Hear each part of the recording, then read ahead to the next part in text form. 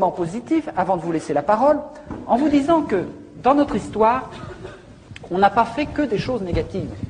En 200 ans, on a quand même été capable, et je suis obligé de caricaturer très vite pour laisser un peu de place au débat, on a été capable quand même de construire à l'échelle nationale ou européenne un petit peu de biens publics. En 1815, on avait à peu près 15% de biens publics en France sur un petit gâteau national, une petite production nationale brute. On avait un peu de police, la police, oui, une justice de classe, quelques routes, etc.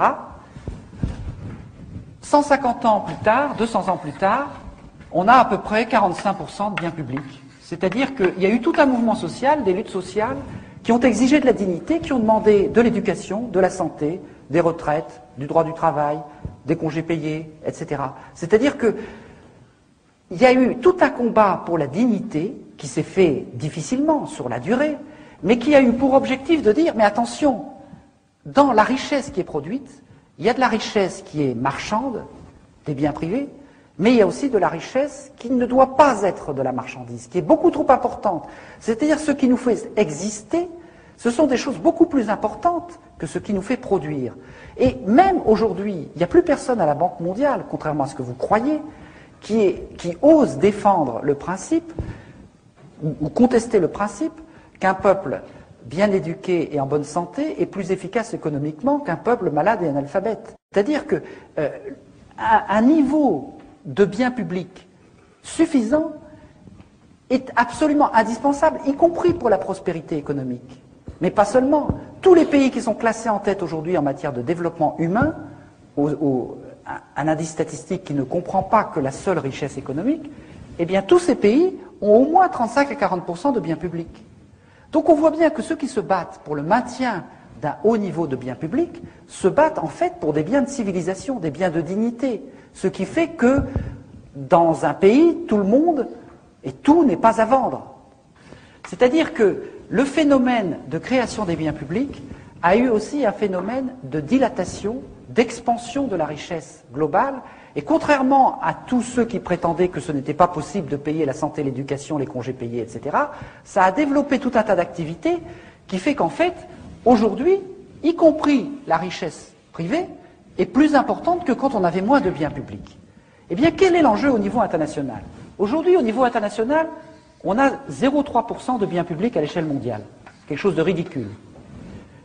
On va devoir, de manière absolument indispensable, si on veut combattre l'effet de serre, si on veut combattre les grandes épidémies, si on veut assurer la sécurité alimentaire, une justice pénale internationale, combattre la pollution des océans, on va devoir créer du bien public à l'échelle mondiale, y compris aussi pour réguler la criminalité financière.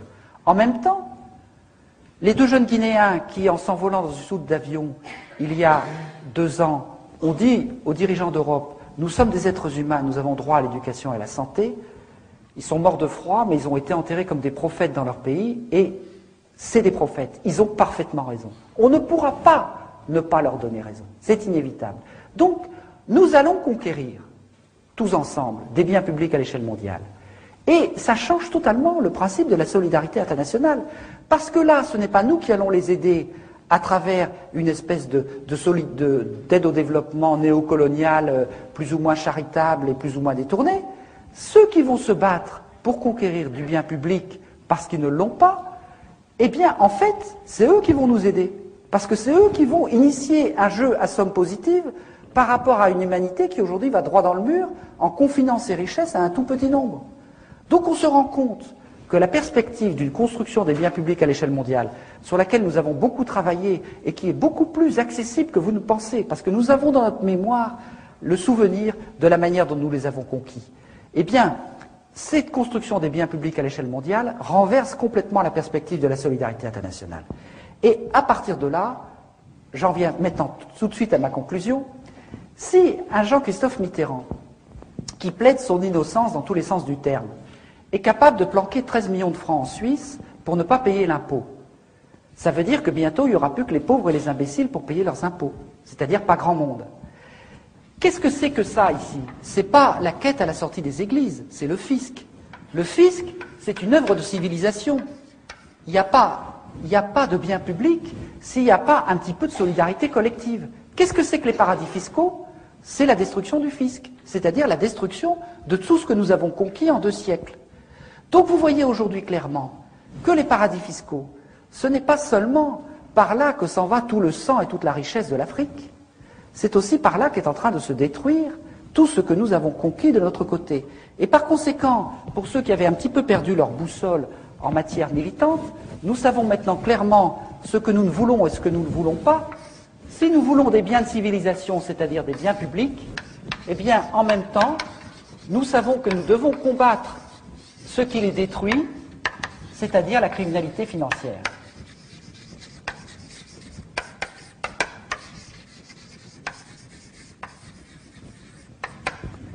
Voilà.